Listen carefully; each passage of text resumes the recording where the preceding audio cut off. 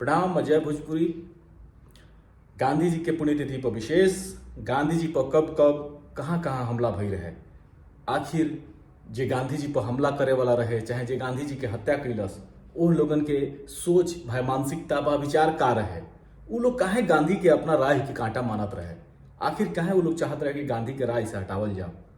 गांधी से ओ लोगन के का खतरा रहे। ये पूरा घटनाक्रम के रउआ सब अशोक कुमार पांडे जी के किताब उसने गांधी को क्यों मारा में पढ़ सकेनी जो उनकी राजकमल से प्रकाशित बिया। बाकी एगो और बात हम रुआ सबसे बता दी कि जब ये किताब के रुआ सब पढ़ब तो रुआ सबके आइडिया लागी कि आखिर का वजह रहे गांधी पर हमला करे खातिर। अब वो वजह के रुआ सब अपना हिसाब से विश्लेषण कर सकेनी। फिलहाल हम ये कहब कि ई किताब नाथूराम के समर्थक लोगन के भी पढ़े के चाही, गांधी के माने वाला के भी पढ़े के चाही, आ जे दोनों लोगन के नाम मानेला तटस्थ होके के दावा करेला ओकरो पढ़े के चाही। फिलहाल हम इजुगा भोजपुरी में एक किताब से कुछ जानकारी लेकर हुआ सब खातिर आइल बनी। खास करके वो जानकारी जौना में ही बतावल जाई कि गांधी पर कब कब हमला भई रहे, कहाँ हमला भई रहे आ हमलावर के रहे। एक वीडियो के बनावे से पहले हम रुआ सबसे एगो बात बता दें कि काहे आखिर हम ई वीडियो के बनौनी है। असल में कुछ दिन पहले हमनी के इजा दुबई में कुछ लोगन के संगे जो मित्र लोग भी बा जे इजा पहचान वाला बा वो लोगन संगे बैठे रहनी। आ जानते बानी कि अगर हमनी की ओर के लोग खास करके उत्तर प्रदेश बिहार आ मध्य प्रदेश के लोग जहाँ पे जुटी हो जाए तो राजनीति के बात तो होखे ही के बा। तो बात होके लगा राजनीति का तो हम उठ के चल गए वजह से कहा से कि रउआ सब जानते बानी कि आजकल के मानसिकता में का बाटे। खैर हम फुटबॉल खेले चल गए, पतंग उड़ावे चल गए या ओकरा बाद जब मैनी तब बातचीत चलते रहे या ओकरी बातचीत में ई बात यहाँ तक पहुँचा रहे कि सुभाष चंद्र बोस बहुत बढ़िया रहले, महात्मा गांधी अच्छा ना रहले, महात्मा गांधी के बहुत पहले मरा जाए के चाहिए, बहुत सारा ऐसा बात होत रहे। तब हमरा से रहाई ला हम बोल देनी कि रुआ सबके पता बा सुभाष बाबू गांधी के कितना मानत रहले, चाहे आजाद हिंद फौज के रेजिमेंट के जो नाव बा महात्मा गांधी, नेहरू, मौलाना अबुल कलाम आजाद, मौलाना आजाद रानी लक्ष्मीबाई के नाव पर रखले रहले। तो एक जना में जवाब दिले कि भाई ये से रखले रहले कहे से कि वो समय गांधी नेहरू के माने वाला लोगन के संख्या ज्यादा रहे। इस वजह से गांधी या नेहरू के नाव पर रेजिमेंट रखले जना से लोग उनकर सेना ज्वाइन करे। एक जना कहले कि चूंकि मौलाना आजाद जो बाड़े तो मुस्लिम रहे, मुस्लिम लोगन के सेना में लेवे के रहे ए से नाव रखले। रानी लक्ष्मीबाई पर भी ये तर्क रहे कि महिला लोगन के जोड़े के रहे, ये वजह से रखले रहे। तो ई जवाब लोगन के रहे। कुछ लोग इहो मने जे कहत रहे कि गांधी के पहले मार दिहल जाइल चाहिए चाहे बहुत सारा तर्क बाटे। फिलहाल धर्म आधारित राष्ट्र के निर्माण के जब बात होता है तो हम प्रवीण झा, डॉक्टर प्रवीण झा के एक किताब के पढ़े के हम जरूर कहब कि वह सब एक किताब के पढ़ी जो उनकी पाकिस्तान से जुड़ल बाटे, जो उनकी धर्म आधारित राष्ट्र के निर्माण भई रहे। खैर कार हुआ सबके पता बा कि गांधी के सबसे बेसी सम्मान उनका समय में उनका के देत रहे आ के देले बाटे। रुआ सबके हैरानी हुई कि जेकरा के रुआ सब भले गांधी के नेहरू के रुआ विरोधी हुई, बाकी जे जौना ओ समय के नेता के जेकरा के भी चाहे भगत सिंह, चंद्रशेखर आजाद, सुभाष चंद्र बोस, सरदार पटेल, लोकमान्य तिलक, बी.आर. अम्बेडकर, गोविंद बल्लभ पंत, बाबू राजेंद्र प्रसाद, जवाहरलाल नेहरू, लाल बहादुर शास्त्री, जयप्रकाश नारायण, ये अतना लोग बाटे ओ समय के जौन खास नेता रहे जेकरा के रुआ पसंद करेनी। गांधी नेहरू के में से निकाल दी तो रुआ ए लोगन के पसंद करेनी। का रुआ सबके लागत आटे कि लोग गांधी के विरोध के लिए रहे, गांधी के विचारधारा से अलग सोचल उ बात हट के बाटे। बाकी ई लोग के हमेशा ई लोग गांधी के लेके हमेशा सही आ मीठ बोलले बाटे, हमेशा ई लोग गांधी के सम्मान के लिए बाटे। बहुत सारा वाक्य रुआ सबके इतिहास में मिल जाई कि ई लोग गांधी के कितना सम्मान देले बाटे। तो सोची रुआ कि का रुआ जेकरा के नाथूराम के चाहे सावरकर के जेकरा के भी रुआ सब पूजतानी चाहे मानतानी, का ओ लोगन से नाथूराम और सावरकर से कम दिमाग वाला ये लोग रहे। तो अगर ई कम दिमाग वाला लोग ना रहे, देश खातिर ओ लोगन से बेसिए ये लोग राष्ट्रभक्त रहे, एकरा बावजूद भी ये लोग गांधी का तना काहे मानत रहे। सोचो सब है ई सम्मान जोन बाटे ना कोनो एथी से कपार पर बंदूक रख के ना गांधी जी के मिला रहे। तो ई सोचे के बात बाटे कि आखिर रुआ जब विरोध करते नहीं तो का ओकर वजह बाटे। खैर अब हम आओ तनी मुद्दा पर। बी आर नंदा अपना किताब गांधी एंड हिज क्रिटिक्स में लिखत बाड़े, जौना के कोट गांधी को उसने क्यों मारा में बा गांधी हमनी के समय के 3 गो बहुत खास आ जरूरी क्रांतियन के उभार देले बड़े। पहला नस्लवाद के विरोध में क्रांति, उपनिवेशवाद के विरोध में क्रांति, हिंसा के विरोध में क्रांति।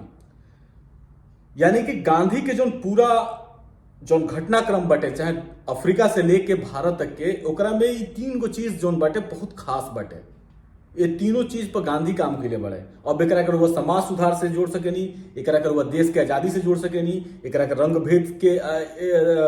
भेद के विरुद्ध जोन बाटे तो काम करे से सोच सकेनी, एकरा के हिंसा के विरोध में काम करे से सोच सकेनी, एकरा के धर्म से जौना से चीज से जोड़े के मनोखे वह जोड़ सकेनी। अब आओ जाओ असली मुद्दा पर, जौना खातिर आज के वीडियो ही हम बना रहा बानी। गांधी पर पहला हमला असल में गांधी पर जो रहे तो लिंचिंग रहे। लिंचिंग जौना के कहल जाला कि घेर के एगो आदमी के घेर के आ भीड़ मुआ देवे कोनो कारण की वजह से। तो गांधी पर पहला हमला जनवरी 1897 में भई रहे। ध्यान दें, गांधी पर पहला और अंतिम हमला जना में उनकर हत्या भई दोनों जनवरी में भई रहे। तो पहला हमला जनवरी 1897 में भई रहे। ई हमला का शुद्ध रूप से लिंचिंग यानी कि घेर के मारे के कोशिश रहे। नाटाल के कार्यवाहक प्रधानमंत्री एस्कोम्बे ओ नस्लभेदियन के संगे रहले, जे लोग गांधी के रंगभेद के आंदोलन के खिलाफत करत रहे। एस्कोम्बे कबो नाटाल के कोर्ट में गांधी के पक्ष में बोले वाला व्यक्ति रहले। गांधी आ इनका संगे वाला लोगन वाली जो जहाज रहे, जो जहाज से गांधी जात रहे अफ्रीका, जो पहुंचे वाला रहे, लौट के फिर जात रहे, तो प्लेग के अफवाह फैला के नाव सहित ये लोगन के क्वारंटाइन कर दिहल गई। आ ओ नस्लवेदी संगठन यूरोपियन प्रोटेक्शन सोसाइटी के ओर से चेतावनी भी जारी भइल कि केहू यदि नाई से उतर जाई तो ओकरा के मार के मुआ दिहल जाई। क्वारंटाइन कुछ 23 दिन ले क्वारंटाइन रहल बालो। क्वारंटाइन के समय खत्म भइला के बाद जब गांधी डरबन में अपना एगो संगतिया के यहाँ चौंकले तो भीड़ ओ लोगन को घर के घेर लेहलस। गांधी भी अब अपना जियला के उम्मीद त्याग दिले रहले। भीड़ कहत रहे जरा दलो मुआ दलो, भीड़ चेका पत्थर फेंकत रहे। यानी कि गांधी जौना मित्र के यहाँ गए रहे, वो घर के जरावे के, गांधी के मुआवे के बात होत रहे, पत्थर चेका आग ओजा फेंकाए लग रहे। तो ये पहला हमला गांधी के ऊपर भई रहे। गांधी पर दूसरा हमला सन 1908 के बात है। जोहान्सबर्ग के मेसोनिक हॉल में जब भाषण देला के बाद गांधी लौटत रहे तो हॉल के दरवाजा पे एगो आदमी लौकल। गांधी ओकरा के देखलन, ओकरा लगे गईलन, ओकर हाथ ध के बहुत गर्मजोशी से ओकरा संगे बतियावे लगलन। वो आदमी तनी भटभटाई आ फिर गांधी के संगे चले लगल। हॉल के गली के अंतिम हिस्सा में पहुंचते हुए आदमी गांधी के चुपे से कुछ धरा देहलस और ओकरा बाद निकल गई। मिली पोलाक ये घटना के बारे में लिखत आगे कहत बाड़ी कि वो गांधी से पूछलस कि कहत बाड़ी मिली पोलाक जोन बाड़ी तो गांधी के संगे रहली वो समय हॉल से निकलत घड़ी, तो उनका पूरा घटना मालूम ना चलल। आ गांधी से पूछली कि वो आदमी के रहल हटे, तो गांधी कहले कि वो आदमी हमरा के मारे खातिर आई रहल। गांधी आगे कहले कि वो आदमी के लागत बा कि हम ओ लोगन संगे गद्दारी कर रहल बानी, सरकार से ओ लोगन के खिलाफ समझौता कर रहल बानी आ संगे संगे ओ लोगन के हित बने के नाटक कर रहल बानी। ई दूसरा घटना है। पहला घटना से जुड़ल एगो और बात बता दी सबके कि एस्कोम्बे के संगे संगे एगो और घटना गांधी जी के से जुड़ल बाटे। ए हमला के बाद जो पहला हमला लिंचिंग वाला भई रहे, वो हमला के बाद वो घटना के बारे में रुआ सबके जाने को होके बहुत जरूरी घटना हटे। और घटना के बारे में यदि रुआ सबके जाने को होके तो अशोक कुमार पांडे जी की किताब उसने गांधी को क्यों मारा पढ़ी। दूसरा घटना मिली पोलाक के जो बयान बा वो हिसाब से रुआ के बता दिया गया कि वो आदमी मारे खातिर आई रहे गांधी के। ओकरा लागत रहे कि गांधी ओकरा समर्थन में नहीं थी, ओकनी के हित बने के नाटक करता नहीं, बाकी ई अंग्रेज चाहे जे भी सरकार भी ओकरा संगे बनी। गांधी पर तीसरा हमला ई लाठी से हमला भई रहे, डंडा से उनका के मारल गई रहे। 1908 में ही ट्रांसवाल में एगो नया एक्ट पास भई रहे। ए एक्ट के नाम रहे ट्रांसवाल एशियाटिक रजिस्ट्रेशन एक्ट, जना में पंजीयन करावत घड़ी अंगुरी के निशान दिहल जरूरी रहे। ए एक्ट के विरोध में गांधी के अपना जिंदगी के पहला जेल के यात्रा करे के पड़ रहे। पहला हाली गांधी यही एक्ट के विरोध में जेल गई रहे, 2 महीना के जेल भई रहे। बाकी प्रशासनिक अधिकारी स्मर्ट से बातचीत के बाद 2 हफ्ता के बाद इनका के ए शर्त का मतलब ई एगो एग्रीमेंट बनल कि भाई पंजीकरण होई, बाकी उ जोन कार्ड मिली ओकरा के लेके घूमे के चले के नहीं थे। गांधी ए समझौता के मान ले, अब मान के जब गांधी मान के एक बाद जब बाहर अले तब बहुत कुछ जो ई समूह रहे जो लड़त रहे पंजीकरण के विरोध में, ओकरा में से कुछ लोग जो कुछ लोग में एगो खास मीर आलम भी रहे, कुछ लोग जो बाटे तो उन विरोध में इनका गांधी के विरोध में आ गई आ कहल लोग जब विरोध में आये लोग कहे कि जब केहू पंजीकरण कति जाई तो ओकरा के हमनी के मारब जा, मार के मुआ दे जा। गांधी अपना संगतियन संगे पंजीकरण करावे खातिर जब निकल तो ओकरा बाद उहे मीर आलम और उनका साथी लोग गांधी पर हमला कई, गांधी के लाठी से ही मारल, उनका संगतिया लोगन के भी मारल। आ जब गांधी के लाठी लाग रहे तो गांधी वो समय भी हे राम बोल रहे। गांधी के विरोधी, कभी गांधी के समर्थक, गांधी के मित्र मीर आलम जब गांधी के विरोधी भइले तो लाठी लागल, बाकी गांधी उनका पर से केस हटवा दिले, कहले कि क्षमा कल जाए उनका के।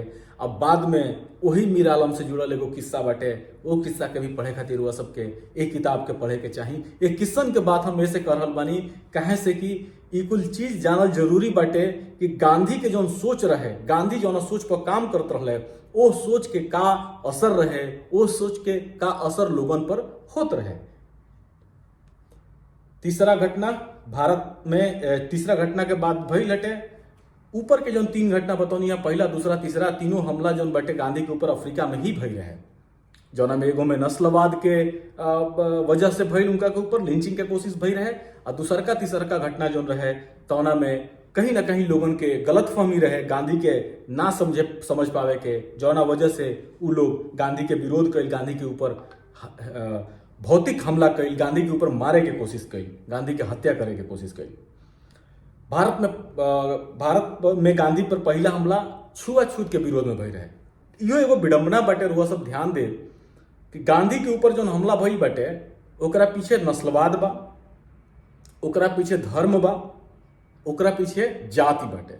अब छुआछूत, रंग भेद, एकरा के जाति या रंग से जिसे ले ली रुआ, धर्म के हिसाब से अगर देखी तो भारत के अधिकतर हमला जो उनका गांधी पर भइल बाटे ओकरा पीछे धर्म ही रहे, जाति भी रहे। जोन पहला लिंचिंग वाली घटना भी या जोन नस्लवाद के वजह से भई रहे। अब भारत में जोन हत्या भी भइल बाटे गांधी के, ओकरा पीछे भी जाति आ धर्म के बात तो कहल जा सकेला। राष्ट्र के नाव पर बेसिकली जो मूल चीज रहे गांधी के विरोध करे के, ओहू में नस्लवाद रहे। हिटलर के याद करी सब है कि खून ए धरती पर ओकरे पवित्र बा जेकर ई पितृभूमि है, जेकर पूजा करे वाला स्थान जोन बाटे ए जुगे बाटे। तो ई मानसिकता बहुत सारा बा। भारत में गांधी पर पहला हमला जोन भई रहे तो के वजह छुआछूत के विरोध रहे। 25 जून 1934 के पूना के बाता स्थानीय नगर पालिका में गांधी जी के व्याख्यान रहे, ओजा जाए वाला रहे। जब गांधी उहे समय रहे जब गांधी जी छुआछूत के विरोध में फ्रंट पर रहे, अपन सब कुछ लगा दे रहे। कांग्रेस अधिवेशन के बाद कांग्रेस के प्राथमिक सदस्यता से भी इस्तीफा दे के सामाजिक सुधार में लागी रहे। गांधी के काफिला में एक लेखा 2 कार रही सब।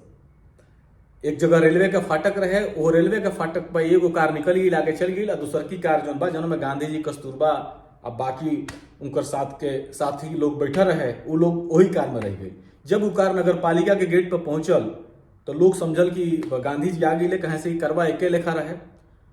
तबे ओजगा बम ब्लास्ट भई नगर पालिका के कार्यालय के सोझा। ब्लास्ट में करीब 2 नगर पालिका के अधिकारी, 2 पुलिस वाला, कुछ सब मिला के 7-8 लोग जोन बा घायल भई रहे। तई पहला हमला भारत में गांधी के ऊपर भई रहे, जौना के मूल में छुआछूत के जोन विरोधी रहे गांधी, ओकरा वजह से महाराष्ट्र में पूना में ई हमला उनका पर भई रहे। भारत में गांधी पर दूसरा हमला, गांधी पर भारत में दूसरका हमला 22 जुलाई 1944 के पंचगनी में भई रहे। राष्ट्रीय स्वयंसेवक संघ के नाव यही घटना में आई रहे। हमला करे वाला में नाथूराम गोडसे, विष्णु करकरे, दिगंबर भड़गे या गोपाल गोडसे शामिल रहे लोग। पंचगनी में प्रार्थना सभा में छुरा से हमला करे के कोशिश के रहे लोग। हमलावर लोगन के मणिशंकर पुरोहित और भिल्लारे गुरुजी नाव के 2 आदमी पकड़ लिहल। गांधी एजुगा नाथूराम से भी कहले कि भाई तू 8 दिन प्रार्थना सभा में आव, बाकी नाथूराम मना कर दिले। नाथूराम पहला हाली जब पिक्चर में आवत रहे, बाकी स्वयंसेवक संघ भी पहला हाली आवत है। लेकिन जो पूना के हमला रहे 1934 वाला, कहीं ना कहीं ओकरा पीछे एगो संगठन के हाथ जरूर रहे, जौना संगठन के रुआ सब भी निमन से जानत बानी। तो भारत में अभी दूसरका हमला रुआ के बतौनी है, एकरा बाद के बारे में जानकारी लगभग सब केहू के बाटे। बाकी चुन्नी भाई वैद्य जी के जौन अगर लेख के मानल जाओ, वहां के दिहल जो जानकारी बाटे ओकरा के मानल जाओ, तो गांधी पर भारत में 6 गो हमला भइल रहे। वहां के लिखता नहीं चुन्नी भाई वैद्य जी, शीर्षक बटे होकर assassination of Gandhi the facts behind में वहां के लिखत बानी कि भारत में गांधी पर हत्या के कुल 6 गो कोशिश भइल बा।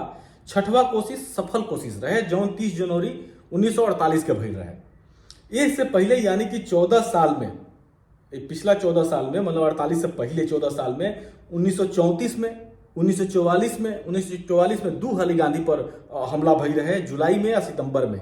34 वाला रुआ के बतावल गई है, 1944 वाला पंचगनी वाला बतावल गई हटे, फिर एक खाली और 44 में ही भई रहे। ओकरा बाद सितंबर 1946 में भी गांधी पर हमला भई। 20 जनवरी 1948 के भी गांधी पर जानलेवा हमला भई रहे। में 2 गो हमला में गोडसे खुद शामिल रहे। 1934, 1944 और 1946 वाला हमला के बेर पाकिस्तान के प्रपोजल गांधी वाला कोनो कनेक्शन में ना रहे, अब पाकिस्तान के 55 करोड़ रुपया देवे वाला भी बात ना रहे। ध्यान दी, गांधी पर हमला करे के चाहे गांधी के हत्या खातिर एगो तरकीहो दिल जाला कि गांधी पाकिस्तान के फॉर्मेशन के सपोर्ट के लिए रहे, चाहे 55 करोड़ रुपया देवे के सपोर्ट कर ले। यही से नाथूराम गोडसे उनका के मरले रहे, जबकि नाथूराम गोडसे छुरा से पहले गांधी पर हमला कर चुकल रहे। जौना घड़ी पाकिस्तान के प्रपोजल चाहे पाकिस्तान के से जुड़ल कोनो बात महात्मा गांधी की ओर से ना भी रहे। चुन्नी भाई वैद्य जी ये बात के लिखत आनी।